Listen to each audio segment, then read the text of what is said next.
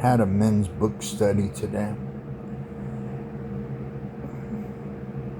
It was about gluttony. And we were talking about what makes you a glutton and people's obsession with wanting more and more and more. And how the corporations in our culture just feed that desire with their marketing and their fast food and their instant access, instant gratification. All the restaurants, all the flavors, the cooking TVs, shows, all the commercials about bacon and cheesecake and Baskin-Robbins ice cream. So anyway, I was thinking about it. Like, why do people, if it's not food, it's sex, or drugs, or alcohol, or cigarettes, or cell phones, or TV, or music, or sports, or shoes, or fashion, or art, or weird experiences, or surfing, or skateboarding, cycling, cars, jewelry, war movies, guns, exotic animals, prostitutes, collections, houses, Ferraris, anything to get more prestige.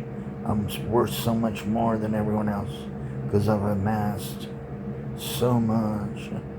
Yeah, but you took it from everyone else. You're such a great, prestigious person, like the politicians. We own the world. And then why are you begging for $25 from us? We're on welfare and you want to take it away. Anyway, I was going, why do we have this fatal appetite for more and more? It's not just gluttons, it's not greedy people, it's not addicts, it's not alcoholics, it's not sex fiends, and it seems to be the whole human race. So it's like, well, it's driven by discontentment.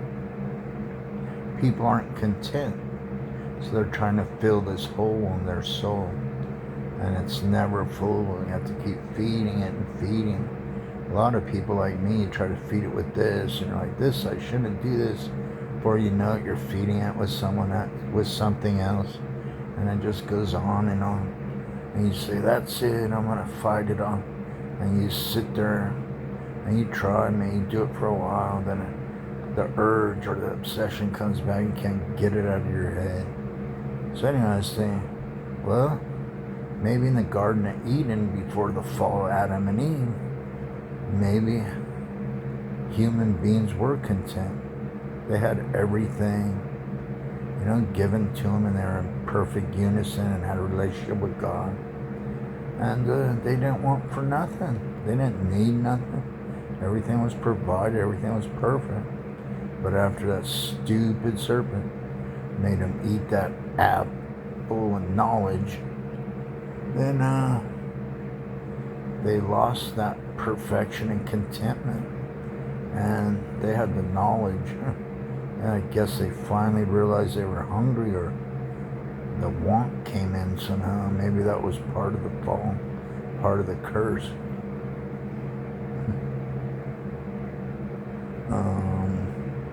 Knowledge, and thinking about, the fall. The knowledge, was it just good and evil?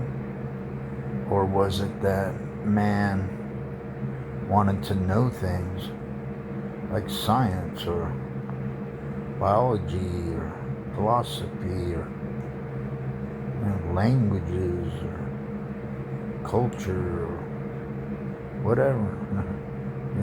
Smartphone technology, computer, AI, airplanes, everything that man has discovered, and this knowledge that he supposedly failed to get. What did God want? Did he want man to be a mindless slave, or maybe not slave, but just something he could watch that depended totally on him, that had to ask him for everything. Yeah, can I eat this? Is this okay? What is that? Maybe you want people to be totally dependent on. And someone got in our ear and said, you don't need him.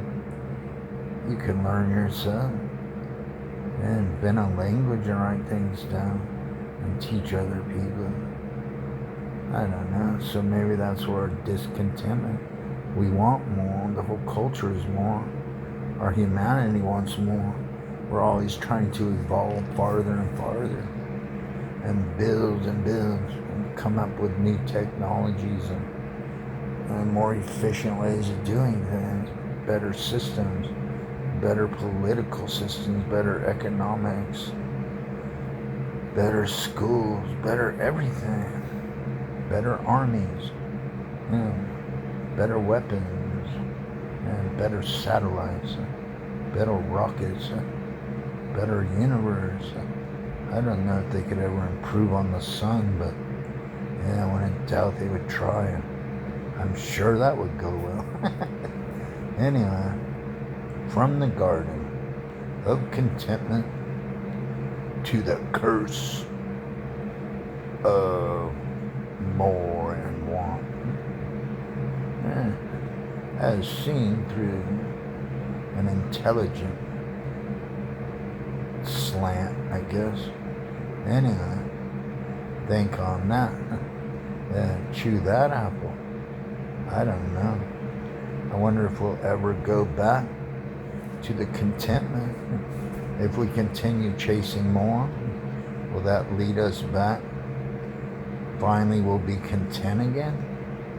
And finally, we'll get full and be content and happy with what we have and stop chasing things. I don't see it happening.